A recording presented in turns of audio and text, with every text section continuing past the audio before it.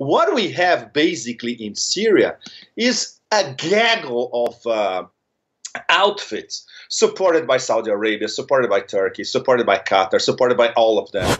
You're listening to the Corbett Report. Welcome, friends. James Corbett here, CorbettReport.com. Today is the 23rd of February, 2016, and I am coming to you just mere hours after the release of a bold new statement that's going to solve all of the problems in Syria, a cessation of hostilities between the Syrian government and most of the rebel forces that are arrayed against them, although not ISIS or Al-Qaeda. So, in order to dissect this ceasefire, what it means, if it means anything at all, we're going to be joined by the one, the only, Pepe Escobar, who you will remember from our many, many previous conversations, but you will also remember, no doubt, from the, well, forthcoming Newsbud.com media venture, where he's going to be a senior correspondent and roving analyst, if, when, and as the Newsbud Kickstarter is successfully funded and Newsbud launches. And just taking a look at the Kickstarter as we record this conversation, I know we're over a week into the Kickstarter and less than 10% of the way to the goal, so I certainly hope if people are interested in this type of independent media analysis that they will kick in what they can, as they can, when they can, to help get this funded and on the road. Speaking of on the road, today we're joined by Pepe from Brazil, so always fun to find out where he's going to be in the world. Pepe, thanks for joining us today. Always a pleasure to be with you, James. I should be in an undisclosed location. Sorry, yes. From an undisclosed location. Blew my cover. Sorry. He's somewhere roving in the world. All right. Exactly. Okay. Well, let's get to the meat and potatoes. As I say, this is a developing situation. We've just gotten word of this. You can go to the State Department and read the joint declaration from the US and Russia, who are apparently the overseers of everything that's going to happen in Syria. Right. What does this ceasefire mean? I thought there was a Munich ceasefire that was announced just last week that didn't happen. It just, they announced a ceasefire and no one stopped. So what's different about this ceasefire? You know why it didn't happen, James? Because that one was not a ceasefire. It was the cessation of hostilities charade. And this one is being advertised as a proper ceasefire. It's the same thing, in fact. And the wording is very, very, very tricky.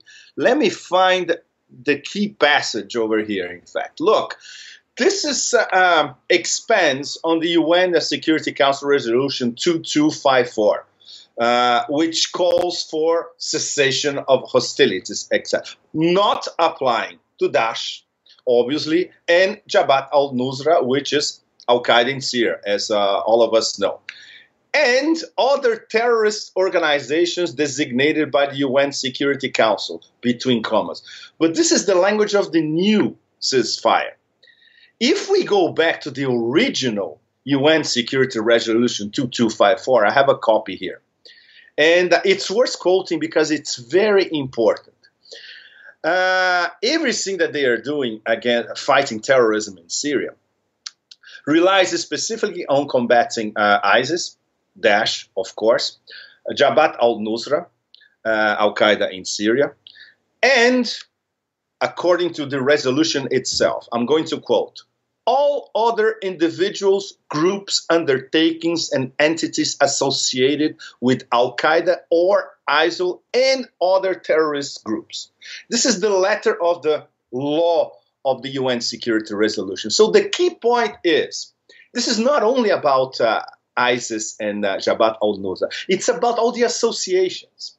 What we have basically in Syria is a gaggle of outfits supported by Saudi Arabia, supported by Turkey, supported by Qatar, supported by all of them, supported by the CIA, you name it.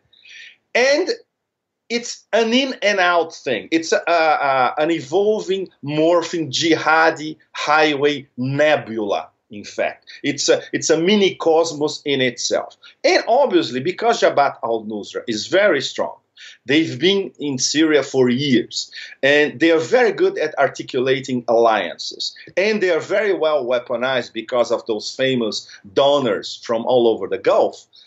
They absorb or integrate many of these groups. Other key point, the key mega outfit of umbrella outfit, apart from Daesh and apart from Jabhat al-Nusra, is this so-called Army of Conquest, which it has three main components. One of them is Jabhat al-Nusra, but it has myriad other outfits. And these people are not even mentioned in the UN Security Resolution. You know why? Because of Saudi Arabian pressure. Because they're remote controlled essentially by Saudi Arabia.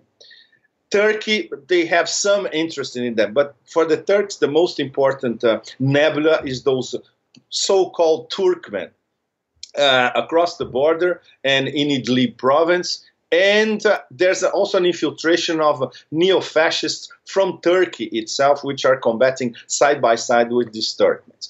But the Army of Conquest gambit in this whole thing is crucial because let's suppose we have midnight in Damascus this Saturday, right? And we have the beginning of the ceasefire. Suppose Russian intelligence a few hours later, a few days later, they discover the organizing, the nerve center of operations that includes Jabhat al-Nusra and all these other outfits in the Army of Conquest. So do they bomb it or do they not bomb it? According to the ceasefire, according to the letter of the ceasefire itself. If you follow the UN Security Resolution, yes, you should bomb them. If you follow the letter of the ceasefire that we just read, no, because they're not. It's not specified over there, and that's what the bloody Saudis had been negotiating with the Americans for the past few weeks. In fact, all these travels of that idiot Al-Jubair, the Saudi foreign minister. The only thing that he cares about is that, look, we need to keep our moderate rebels outside of the final text. And obviously, Team Obama, they complied in the end. So these are the two main sticking points. So this leads me to, okay, I hate crystal balls, but basically, if it goes on like this thing won't last even a day. Perhaps maximum less than a week. Well, the other part of this is that it doesn't even start until Saturday, so we have at least 3 more days of people jockeying for position before it starts, which is just going to increase the hostilities rather than... You're right. And the jockeying for position is really, really hardcore because it involves sealing the Aleppo to Kilis corridor, which is almost sealed. There is a sort of cauldron, Iranian style, in the middle where there are like 500, 600, 700 Daesh fighters in the middle, and they need to be crushed in the next few days. This is what the Syrian Arab Army, the Hezbollah people who are helping them, the Russian Air Force are bent on. And don't forget the whole mega complicated Turk-Syrian border situation concerning those 98 kilometers between the two Kurdish cantons. So what's going to happen over there in the next 3 days?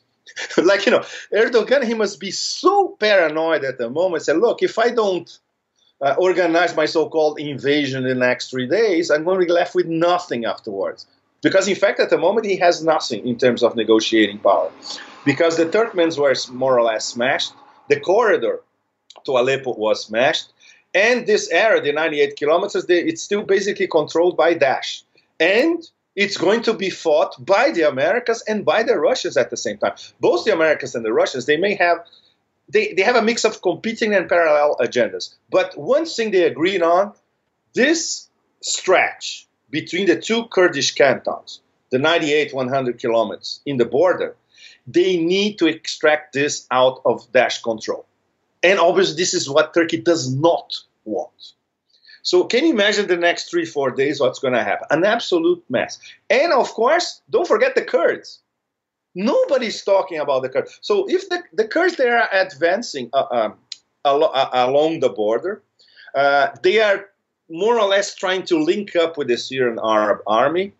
The Americans are even encouraging the Kurds to make a push towards Raqqa, which is completely crazy. The Kurds, they don't have enough forces to make a push towards Raqqa, to conquer Raqqa, and, Pentagon language, clear and hold. They cannot do this in Raqqa.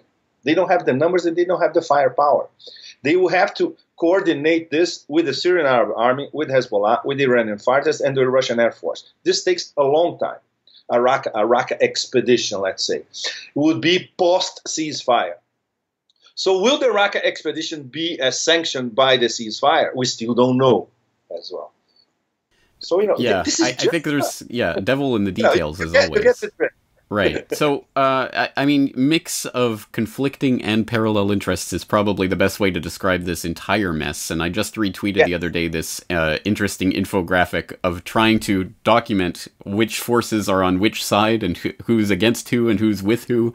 And it's just a tangle of lines that's just completely unreadable because there's just so many different interests here. One example, the U.S. has supported the Falcons of Mount Zawiya Brigade against the Kurdish YPG, who they are also supporting. They're supporting both sides. I mean, it's ridiculous. So I hate crystal balls as much as you do. We don't know what's going to happen. But is there a side on which there's momentum in all of this? Who's got the momentum victory going on right now? The momentum, the diplomatic momentum, the Kerry-Lavrov momentum is very, very interesting. It's I'll say it's a mini cosmos in itself because they developed a very close relationship. They respect each other. Kerry respects Lavrov a lot. They really talk, and they talk about everything. I've seen it happening in Vienna during the negotiations. With Syria, it's exactly the same thing. The problem is the Russians, they have a very specific and very well organized and organic policy vis-a-vis Syria and the whole Southwest Asia, let's put it this way. And Team Obama, they don't know what they're doing. They improvise on a daily basis. They support all sides, including people who are linked to Jabhat al-Nusra. You see an American administration supporting Al-Qaeda. Okay. Now it's common knowledge and nobody is alarmed by it anymore. But it's completely absurd. They even defended the fact that Jabhat al-Nusra maybe should not be part of the UN resolution, which is even beyond crazy. And at the same time, they would like, if there is, let's say, if there was, there will never be. But this whole charade of the Turkish-Saudi Arabian invasion of northern Syria to create that buffer zone of 10 kilometers inside Syria territory. This is completely absurd. Everybody knows it. The Pentagon knows it. The White House knows it. The CIA knows. If they do this, the Russian response would be really, really heavy metal. Would be beyond Metallica. So everybody knows it's not going to happen.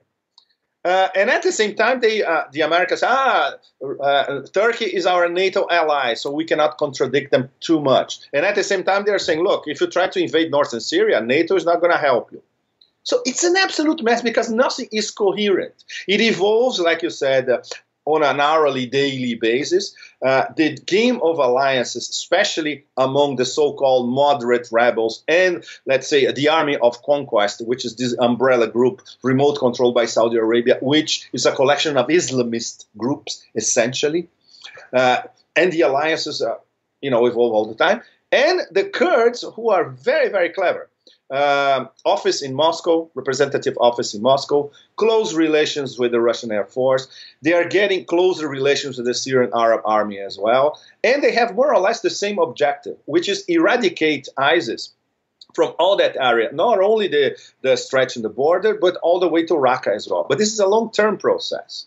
And once again, we still don't know if the ceasefire is going to cover a push towards Raqqa. Yeah, I mean, a pretty important detail, you would say. All right, yes. If there's one thing that you think people should focus on in the lead up to this ceasefire, whether it comes through or not, what should people have their eye on? Well, many things. First, what's going to happen in the Aleppo-Kilis corridor, number one. Two, what's going to happen in the 98-kilometer stretch between the two Kurdish cantons? Three, is there going to be a closer collaboration between the 4+1? Russia, Syria, Iran, Iraq, and Hezbollah, towards polishing off the Aleppo corridor out of any Islamist outfits, even beyond Daesh. And what are the Turks going to do? Because at the moment they have literally nothing at the bargaining table. And this is very, very worrying because I would say that the joker in this whole house of cards, and the joker that has nothing at the moment and is absolutely desperate, is Erdogan.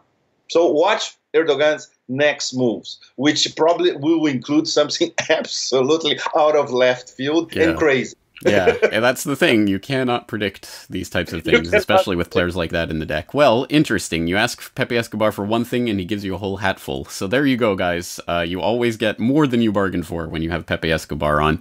I think that'll do it for today, but let's just remind people again about NewsBud, about what your position there is going to be, and why people should contribute to it. Well, James and everybody, this is really, really important. I came from an online venture, Asia Times Online, which is now defunct, by the way. This thing that exists nowadays is a ripoff. It's not the real thing. I cannot tell the whole story yet, but I will, and I will tell it to James here as well. And I was there for 15 years. I was the Asia Times face all over the world. In fact, I was deeply involved in editorial, in so-called management that never existed, etc. And we didn't have a business model. And that's why in the end, when our benefactor failed, the whole operation failed. I believe in NewsBud because there is a business model. Crowdfunding, Kickstarter, financed by all of you. We're responsive to all of you, in fact. I'm available to answer any questions by anybody about what our editorial policies are going to be. I'll be more or less taking care of international coverage. I want to hire a lot of top writers from all over the world to write for us, which is something that in the end I was not able to do with Asia Times. When I started doing it, we had no funds for it. And with NewsBud, we can.